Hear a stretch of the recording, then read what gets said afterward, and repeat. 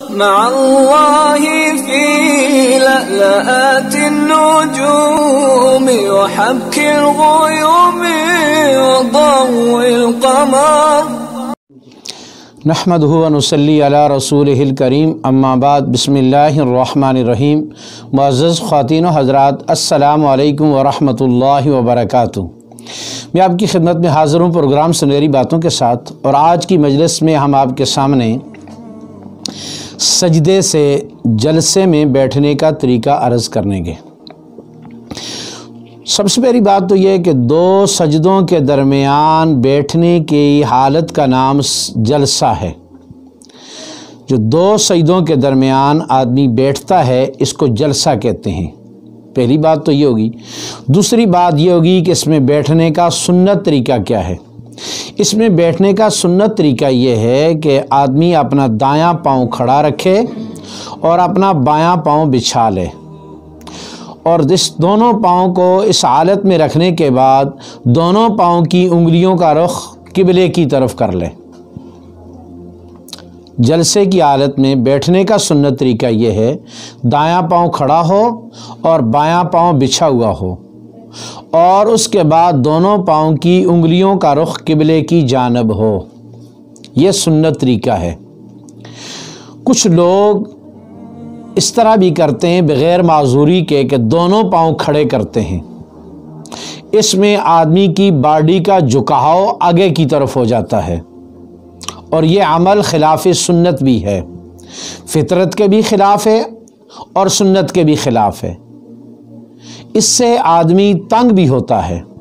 تو سنت طریقہ یہ ہے جلسے کی حالت میں بیٹھنے کا کہ دایاں پاؤں کھڑا ہو اور بایاں پاؤں بچھا ہوا ہو، اور دونوں پاؤں کی انگلیوں کا رخ قبلے کی جانب ہو، اور انسان کے ہاتھ دونوں اس کی رانوں پر ہوں، اور انگلیاں فطرتاً طبعاً کھلی ہوئی ہوں، نہ بند ہوں نہ تکلفاً کھلی ہوئی ہوں، بلکہ طبی حالت کے اوپر ہوں۔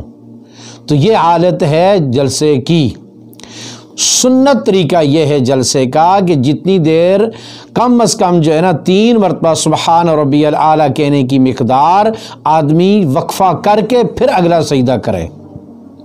عموماً لوگ غلطی یہ کرتے ہیں کہ جب سجدے سے سر اٹھایا اور ابھی باڈی اس کی مکمل واپس اپنی جگہ پہ نہیں آتی، اس سے پہلے ہی دوسرا سجدہ کر لیتے ہیں۔ اس کے دو نقصان ہیں۔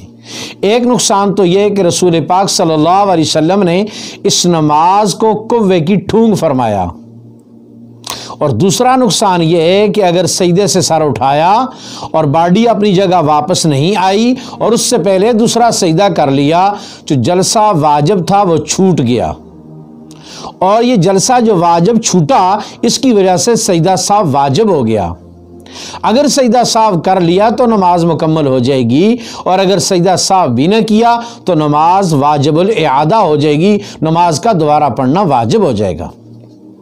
اس لیے ہم جس طرح سجدے میں تسلی کے ساتھ اطمینان کے ساتھ تسبیحات پڑھیں، اور اس کے بعد جلسے کے لیے ہم اس طرح بیٹھیں کہ ہماری باڈی مکمل واپس اپنی جگہ پر آ جائے، اور اس کے بعد ہم اگلا سجدہ کریں، اس سے کم از کم یہ جلسے کا عمل وہ ہو جائے گا مکمل، اور ایک واجب کی تکمیل ہو جائے گی، اور اس کے بعد اگر دوبارہ سجدہ کیا جائے گا تو اس کے مطابق نماز مکمل ہو جائے گی۔ ورنہ جو ہی تھوڑی سی گردن اٹھائی اور مکمل باڈی اپنی جگہ واپس نہ آئی اور دوبارہ سجدہ کر دیا تو اس سے جلسے کے چھوٹنے سے سجدہ سہو واجب ہو جاتا ہے۔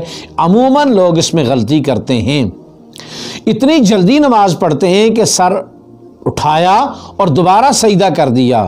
یہ طریقہ کار بالکل غلط ہے۔ حدیث میں اس کو انتہائی ناپسندیدہ قرار دیا گیا ہے، اور اس سے نماز نامکمل ہوتی ہے۔ اللہ ہمیں اس کی سمجھنے کی توفیق نصیب فرمائے۔ وآخر دعوانا ان الحمد للہ رب العالمین۔ أشواق